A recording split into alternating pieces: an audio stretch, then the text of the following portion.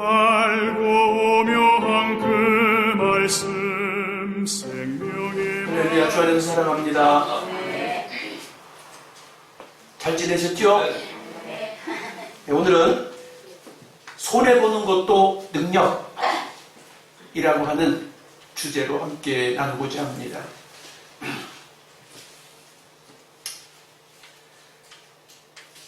오늘 본문의 제목은 김 목사의 스타일에 맞지 않는 그런 주제입니다. 저는 이런 주제를 좋아하지 않아요. 안 좋아하는데 왜 이런 주제를 말씀을 전할까? 하나님의 성품, 예수님의 성품, 이 시대에 하나님의 사람들이 살아가야 할 한 가지 삶의 방편이기도 하다는 것을 나누고자 합니다. 그래서 손해보는 것도 능력이라는 주제로 나누고자 합니다. 손해보는 것이 능력이 될 때가 있습니다. 손해보는 것이 능력이 될 때가 놀랍게도 저와 여러분에게 있습니다. 그런데 손해보려고 하는 생각을 하기가 싫습니다. 하기가 싫은데 저는 오늘 여러분과 함께 말씀 속에서 손해보는 것을 나누고자 해요. 그런데 하나님 말씀을 인하여 손해를 보는 주의 백성들, 결코 손해가 아닙니다. 그래서 말씀을 전하려고 그래요. 성도라는 이유로 무조건 손해를 보라고 하는 게 아니라 하나님의 말씀 가운데, 하나님의 진리 가운데 손해보는 것이 능력이 되는 일이기 때문에, 한 가지 방편이기 되기 때문에 여러분과 함께 나누기를 원해요. 이 시대는 한치의 양보도 할 수 없는 치열한 경쟁의 시대입니다.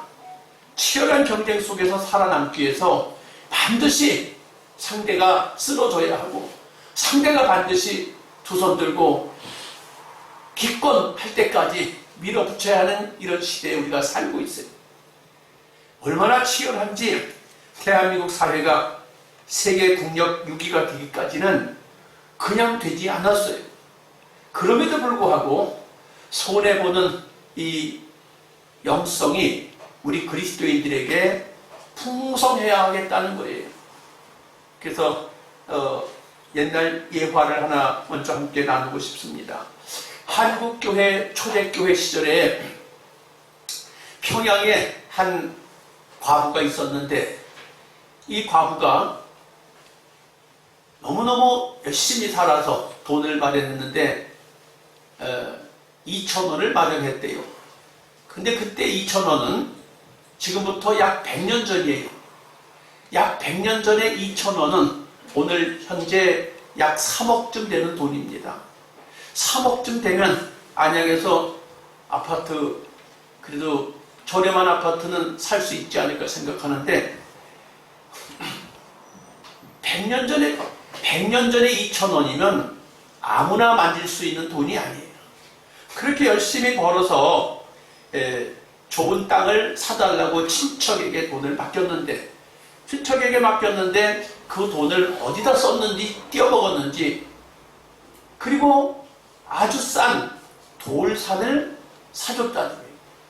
그래서 모든 보는 사람들이 속았구나, 돈 띄어먹었구나 하고 모두 다 말을 하더래요.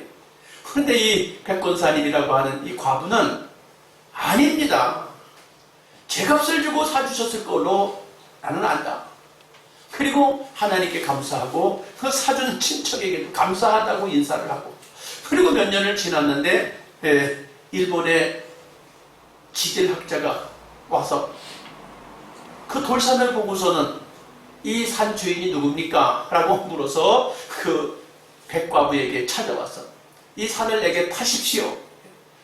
그랬더니 이 백과부가 자기가 억울하게 2,000원을 들여서 산 산을 상대방이 조금 모자라는 사람이 아닌가? 라고 생각을 해갖고, 당신이 이 산을 사면 손해봅니다. 사지 마세요. 안 팔아요.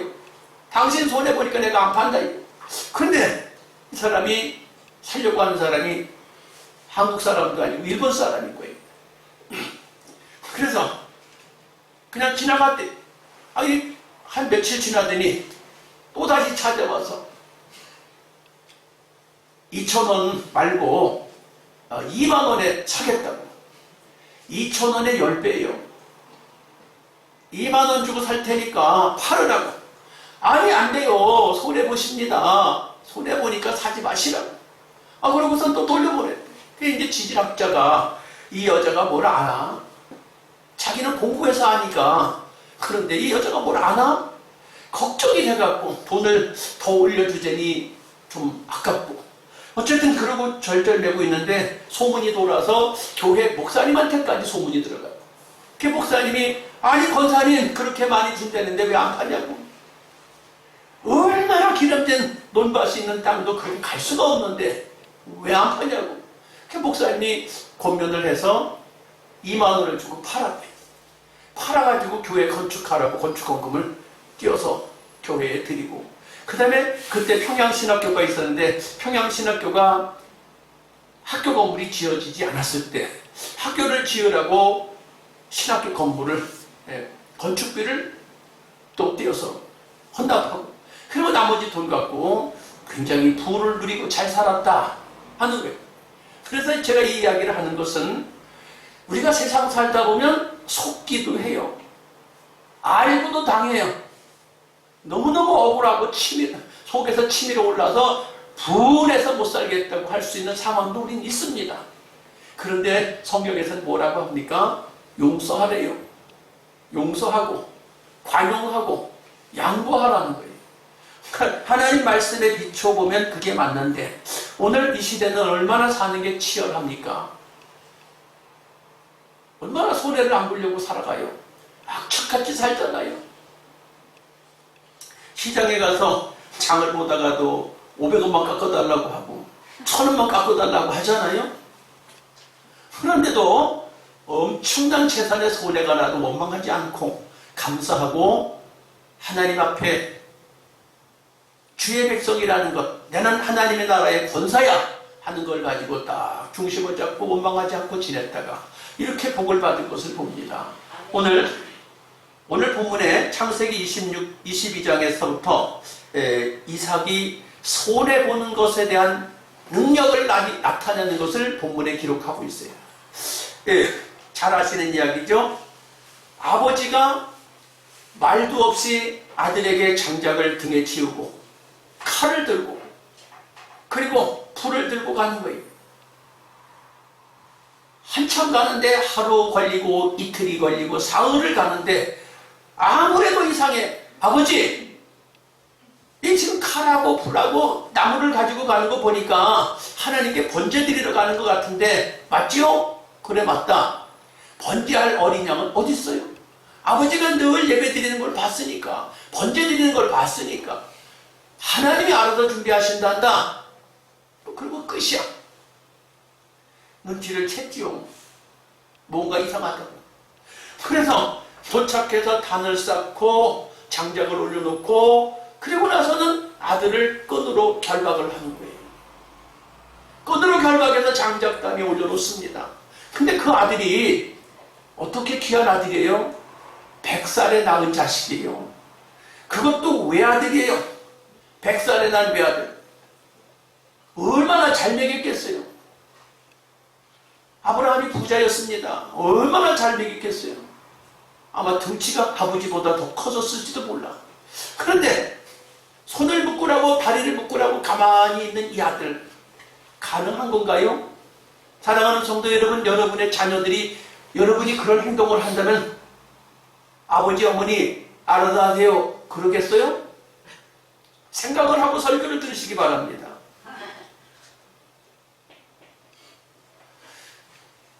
기록에 대한 내용이 없어요. 그러더니 칼을 들어서 치려고 그래. 이삭은 죽기로 작정을 했어요. 왜? 아버지가 순종하는 걸 봤어요. 그 아들도 아버지가 순종하는 걸 봤기에 나도 아버지처럼 순종해야지 라고 작정하고 죽기로 작정한, 손해를 보기 작정한 거예요. 죽기로 작정을 하는 손해 할 수 있을까요? 성경에 나온 사실입니다. 그랬더니 어떻게 됩니까? 창세기 25장 5절에 가니까 아브라함이 이제 창세기 25장에 가면 사라가 죽고 다시 그두라를 얻었습니다. 그두라를 얻고 자식을 6명을 낳았어요. 그러니까 이스마엘도 있고 이삭도 있고 6명의 자식이 있으니까 8명의 자식이 있는데 분명하게 기록하고 있어요. 25장 5절에 이삭에게 자기 모든 소유를 주었고, 멋있어요. 아버지를 위해서 죽을 각오를 했더니 8명의 자식이 있는데 이삭에게 자기 모든 소유를 주었고. 할렐루야. 아멘. 아버지도 정신이 제정신이 아닌 것 같아. 어떻게 그럴 수가 있어?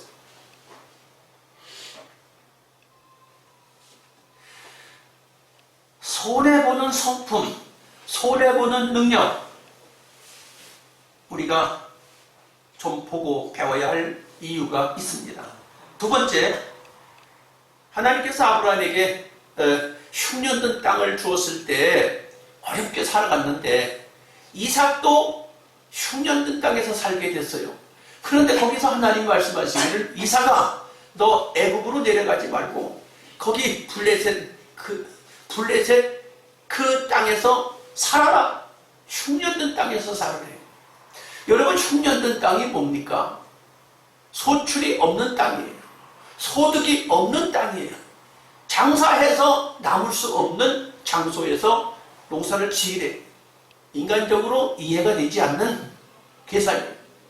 이성적으로 계산이 되지 않는 하나님의 말씀이에요. 흉년된 땅에서 농사를 하라니 하나님도 제정신이 아니신 것 같은데, 또 이삭도 흉년된 땅에서 농사를 하라니까 그 땅에서 농사를 했다. 여러분, 경기가 조금 안 좋으면 잘 나가던 회사도 접습니다. 적자가 날 것 같으면 고의 부도도 냅니다.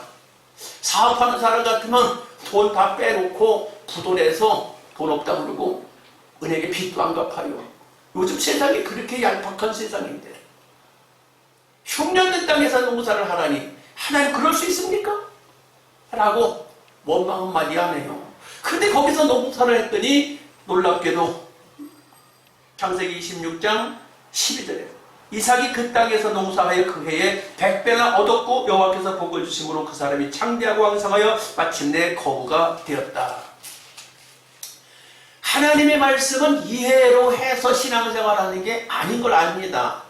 하나님의 말씀은 여러분의 이성으로 이해해갖고 신앙생활하는 게 아니에요. 말씀을 믿음으로 신앙생활하는 건 줄 믿습니다. 이삭은 그렇게 흉년된 땅에서 농사를 지라는 그 말을 듣고 거기에 순종을 했어요. 순종했다는 것은 손해보기를 작정했다는 거예요. 하나님의 말씀 지키기 위해서 손해보기를 작정했다. 하나님의 말씀에 손해보기를 작정했더니 그 해에 많이 가지도 않고 그 해에 100배의 복을 받았고 거부가 되었다. 여러분, 부자 되고 싶으세요? 얄팍한 계산, 이성적인 계산, 세상적인 계산으로 부자 되려고 하지 마세요.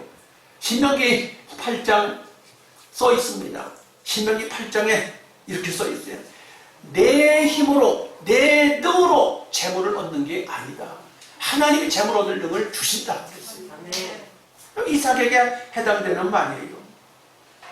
세 번째, 대적자와 다툼보다 양보하는 손해를 선택합니다. 자, 이 세상에는 항상 대적자가 있어요. 가전제품을 만들면 삼성에서 만들고 LG가 만들고, 신세계 쇼핑센터가 있으면 롯데 쇼핑센터가 있어요. 항상 대적자가 있어. 선의 경쟁자가 항상 있어. 어쩌면 이 세상은 이렇게 경쟁이 치열한지 몰라. 항상 경쟁해. 우리 야곱의 별명 누룽지가 박달시장 끝에 있어요. 근데 또 박달시장 반대편 끝에는 고향 누룽지가 있어. 아니, 왜 누룽지 가게가 서로 경쟁을 해야 되는 거야? 여러분, 경쟁을 할 수밖에 없는 게 이 세상이에요.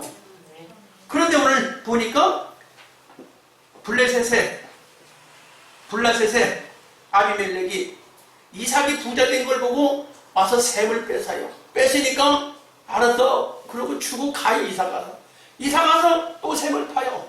근데 샘이 파니까 와서 또 뺏어. 또 이삭 가서 또 샘을 파. 또 샘물이 또 나와요. 또 뺏으러 올 줄 알았는데 안 뺏으러 와. 안 뺏으러 오더니 한참 있다 와가지고 하는 말이, 이삭아, 너는 하나님이 함께하는 게 보이는구나. 너랑 나랑 싸우지 말자. 화친하자고 맹세하자고 찾아와요. 누가? 대적자가. 아비멜렉이 화친하자고 찾아와. 도저히 이거 인간적인 방법으로 이해가 되지 않는 일입니다. 이삭에게 있는 일이에요.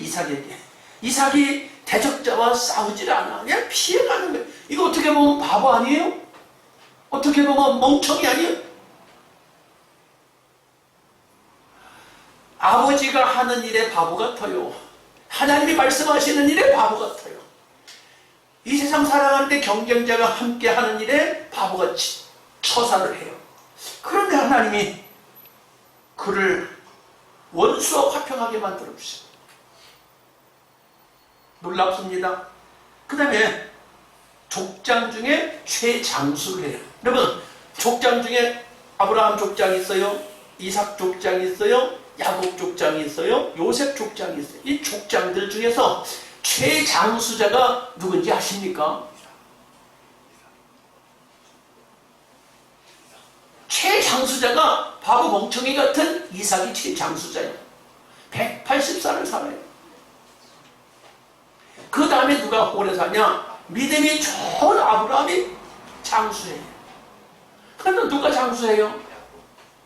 아주 안 되는 것도 무조건 되게 만들고, 네 것도 내 거고 내 것도 내 거고, 무조건 욕심이란 욕심은 다 가진 야곱이 오래 살아야 되는데, 오래 살고 싶어도 오래 사는 게 아니라 3등 하더라고. 그 다음에 똑똑한 사람 요셉, 꿈의 사람, 비전의 사람, 제일 적게 110세를 살아요. 사랑하는 성도 여러분, 오래 살고 싶어요? 마음을 좀, 네, 오래 살고 싶으면 마음을 조금 내려놓으세요. 어디다가 내려놔요? 부모 자식 간의 마음을 조금 내려놓으세요. 부모 자식 간의 마음을 조금 내려놓으세요. 하나님 앞에 마음을 조금 내려놓으세요.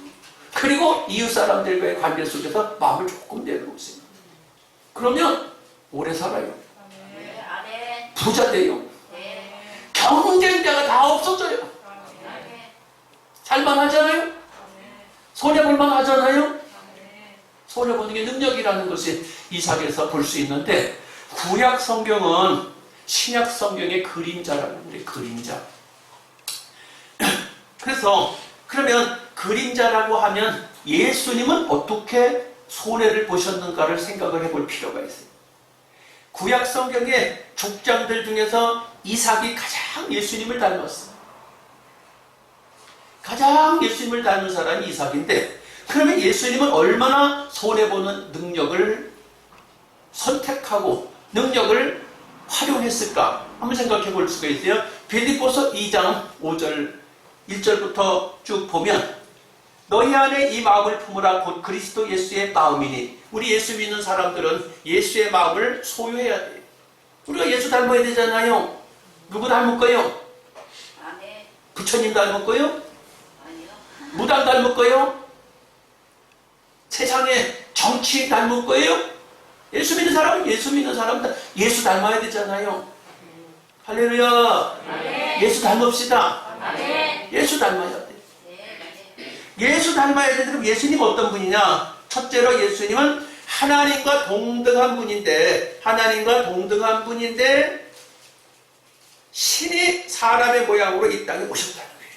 낮아졌다는 거예요. 겸손해졌다는 거예요. 신이 사람으로 오셨다는 거예요. 있을 수 없는 일이에요. 있을 수 없는 낮아짐. 여러분, 세상 살면서 겸손한 생각, 겸손한 마음 소유하시기 축복합니다. 예수님이 낮아지심을 선택했다는 거예요. 어떻게? 아들을 낳으리니 이름을 예수라 하라. 이는 그가 자기 백성을 저희에게서 구원할 자이심이라 하니라. 인자가 온 것은 잃어버린 자를 찾아 구원하려 함이니라. 하나님이 사람의 모양을 입고 이 땅에 낮아지신 것은 우리를 구원하기 위해서라는 거예요. 우리를 살려주기 위해서라는 거예요. 우리 예수 믿는 하나님의 백성들을 축복하시기 위해서 자기가 손해보는 거예요.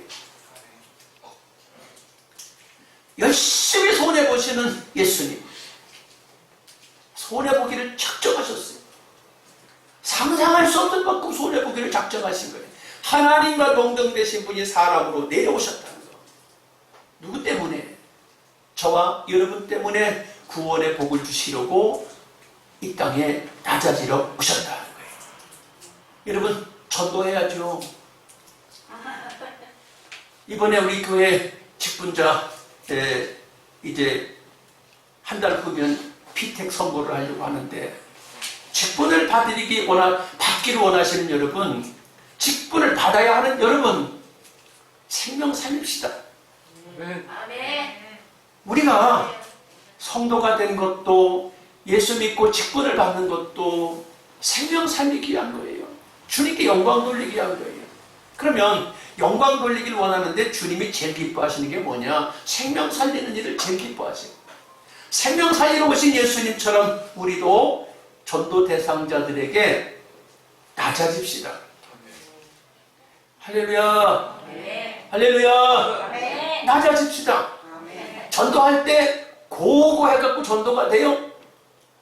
전도할 때 전도 대상자 가서 발을 닦아줘야 됩니다. 전도할 때 전도 대상자 코를 풀어줘야 됩니다. 전도할 때 전도 대상자의 손을 잡아줘야 됩니다. 근데 전도 대상자한테 가고, 야, 커피 한 잔 살래? 야, 점심 한 끼 살래? 그러면 그 사람이 절대로 마음의 문을 열 수가 없어요. 전도하려고 작정했으면 커피도 사주고 밥도 사주고, 그래야 마음의 문이 열려서 전도가 되지 않겠어요? 할렐루야. 두 번째, 주님은 하나님과 본체 되시나 낮아지셔서 우리를 섬기러 오셨다. 얼마나 섬기러 오셨냐? 제자들의 발을 닦아주는 일을 하셨다. 자, 제자는 전도 대상자도 아니에요.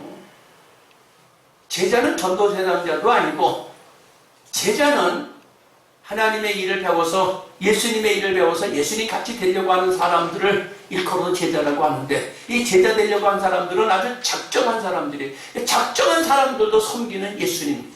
여러분, 섬기는 예수님을 본받기를 축복합니다. 어떻게? 마가복음 10장 45절에 너희 중에 그렇지 아니하니 너희 중에 누구든지 크고자 하는 자는 너희를 섬기는 자가 되고, 너희 중에 누구든지 으뜸이 되고자 하는 자는 모든 사람의 종이 되어야 하리라. 인자에 온 것은 섬김을 받으려 함이 아니라 도리어 섬기려 하고 자기 목숨을 많은 사람들의 대속물로 주려 함이니라. 나를 나눠주래. 사랑하는 성도 여러분, 나눠주래. 나를 나눠주면 행복해져. 어떤 사람, 어떤 가수의 삶을 보니까 제가 이름도 모르겠어요. 결혼하고 16년 동안 한 번도 안 싸웠대. 어떻게 안 싸웠냐 그러니까 서로 상대방을 챙겨줘서 안 싸웠대. 사람들은 어떻게 날 좀 안 챙겨주나 생각을 하잖아요. 근데 자꾸 챙겨주면 싸울 일이 없잖아요. 칭찬해줘도 싸울 일이 없고 챙겨줘도 싸울 일이 없어요. 근데 우리의 삶이 어떻습니까? 사는 게 너무 치열한 세상에 살고 있어갖고 조금만 나한테 손해보는 것 같아도 화가 나고, 조금만 손해보는 것 같아도 손톱만큼도 양보할 수가 없이 살려고 하는 마음이 우리들의 삶의 모습인데, 예수님은 자기 자신을 모든 일에서 내어놓으셨다. 바보처럼 삽시다. 할렐루야. 바보처럼 안 살고 싶은가 봐. 바보처럼 살자고. 한번 연습해봐. 집에 가서 가족들에게 바보처럼 해보고, 형제들에게 바보처럼 해보고, 친구한테 바보처럼 해보고, 그리고 나서 손해보는가 안 손해보는가 바보처럼 해보세요. 전도 대상들에게도 바보처럼 해보세요. 바보가 아니에요. 그저께 시차례를 갔었는데 시차례의 목사님들은 제가 차를 이렇게 탔다고 커피를 사래요. 차를 이렇게 탔다고 뭘 하다가 꿈을 대다가 차를 이렇게 타서 목사님 차를 이렇게 탔으니까 차를 사는 복을 받았습니다. 그리고 박수를 막 치더라고요. 그래서 차를 샀어요. 살 때는 조금 마음이 늦은 것도 미안한데 차를 사려니까 그냥 꺼름직했는데 근데 내가 사고 보니까 그 다음부터는 줄줄이 사탕으로 차 탈 때마다 하나씩 걸리더라고. 누구든지 차를 타면 꼴찌가 있잖아요. 무조건 시간이 안 늦어서 꼴찌를 탄 사람은 커피 사라고 그러니까 막 서로 앞서서 타고 커피를 살 수밖에 없잖아요. 그래서 커피를 쭉 사게 되는데 일찍 사니까 기분도 좋고 편한 나중에 꼴찌해도 목사님 샀으니까 해당 사람 없대 또 마음 놓고 던질 수 있어도 좋더라고요. 사보세요. 섬겨보세요. 소리 좀 봐보세요. 편해. 할렐루야. 네. 할렐루야. 세 번째. 하나님의 본체이시나 해하고 죽이려는 자들도 용서했다. 해하고 죽이려는 자를 용서했다는 말이 이게 쉬운 얘기가 아닌데 수련회를 갔는데 이번에 여수 애양원을 갔다 왔어요. 여수 애양원이 어디 있는지 알죠? 여수에 있어요. 여수에 있는데 그 애양원이 뭐 하는 곳이냐? 문둥 환자들만 데리고 목회하던 목회 현장이에요. 문둥이들이 갈 데가 없잖아. 문둥 집안 식구 같이 살다가 가족이 5명이다. 하나가 문둥병 걸려서 같이 살아요, 안 살아요? 안 살아요. 살아요, 안 살아요? 안 살아요. 못 살아. 그럼 어떻게 해요? 해야 돼요. 나가라 그러잖아. 알고 보니까 문둥병은 전염도 안 된대요. 전염도 안 되는데 왜 내보냈나 몰라 우리 사람들이. 그 내보내니까 갈 데가 없으니까 어디 가요? 주는 거 얻어먹고 살아야 될 거 아니야. 누가 줘 맨날 누가 먹을 걸 주냐고. 맨날 문둥병한테 맨날 갖다 줄 수도 없잖아. 그러니까 문둥병자들이 모여서 소문을 듣고 모여서 모인 곳이 2,000명 가까이 모였대. 그 애원교회 2,000명 가까이 모인 사람들을 목회하던 그 장소에 갔어요. 가족도 버려요. 몹쓸병 걸리면 가족도 버리는데. 근데 그 목사님은 그들을 끌어안고 신방하고 먹이고 재우고 입히고 예배드리고 그렇게 하고 있는데 또 일본 사람이 쳐들어와가지고 자기 아들 둘을 학교 다니는 학생을 총으로 빵빵 쏴서 죽여버렸어. 빵빵 쏴서 죽여버렸는데 그 죽인 사람을 자기 양아들 삼아서 공부를 시켜요. 아니 나의 자식 죽인 사람을 어떻게 양아들 삼아요? 그리고 그걸 공부시켜서 목사를 만들어요. 그러고 볼 때 그 당시는 얼마나 그 목사님이 마음이 아팠겠어요. 얼마나 용서할 수 없었겠어요. 그런데 세월이 지난 지금 대한민국의 모든 그리스도인들이 여수 애양원 그러면 다 한 번쯤 가보고 싶어하고 가보고 그래요. 왜? 손해본 목사님, 용서해준 목사님, 양보한 목사님. 예수님이 자기를 죽이려고 오는 사람을 용서해요. 자기를 칼로 잡으러 오는 사람들을 용서해요. 자기를 십자가에 못 박는 사람들을 용서해. 하나님 저들이 몰라서 그러니 용서해 주세요. 라고 용서해 주세요 하고 끝이야.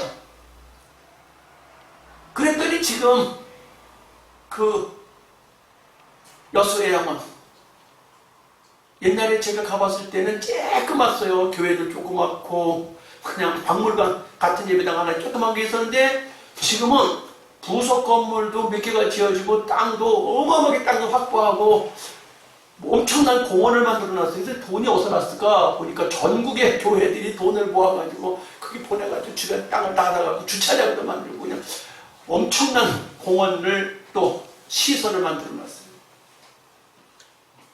영향력을 미치는 거예요. 손해를 볼지라도 좀 참읍시다. 이해를 좀 해봅시다. 양보를 좀 해보자고요. 지금 당장만 손해본다고 아등바등하지 말고. 지금 경제 논리에 맞지 않는 것 같아요. 경제 논리에 맞는 것 같지 않지만 예나 지금이나 진리는 변함이 없어요. 네 번째, 하나님의 본체이시나 죽기까지 복종하셨다. 하나님과 동등되신 분인데 십자가를 지고 죽으시는 이 장면을 연출하시는 예수님. 어떻게 죽는 걸 선택하냐고. 이삭이 아버지가 너 죽어라 그러니까 예 알아서 죽이세요 하고 가만히 있는 것처럼 하나님이 너는 십자가를 지고 죽어야 된다고 알고 있었던 예수님 내 기꺼이 죽는 걸 수용하고 받아들여요. 그런데 예수님이 죽었어도 다시 사시잖아요. 부활승천하시잖아요. 모든 이 지구촌의 인생들이 하나님 앞에 예수님 앞에 무릎을 꿇잖아요. 그 이름보다 뛰어난 이름이 없다고 그랬어요. 예수 이름보다 뛰어난 이름이 없다고 그랬어요. 모든 무릎이 예수님 앞에 무릎을 꿇는다고 그랬어요. 손해보는 게 바보가 아니에요. 손해보는 게 멍청이가 아니에요. 능력이에요. 어떻게? 따라합시다. 예수 이름 때문에. 예수님 말씀 때문에. 예수님 은혜 때문에. 손해본다. 손해본다. 손해볼 수 있다. 할렐루야. 기도합시다. 하나님 나도 그리스도인입니다. 예수 이름 때문에. 예수 이름 때문에. 예수 그 이름 때문에 나도 손해볼 수 있습니다. 감당할 수 있는 능력을 주셔서 주님의 이름을 높일 수 있는 이 종되게 해주세요. 주여 감사합니다. 주여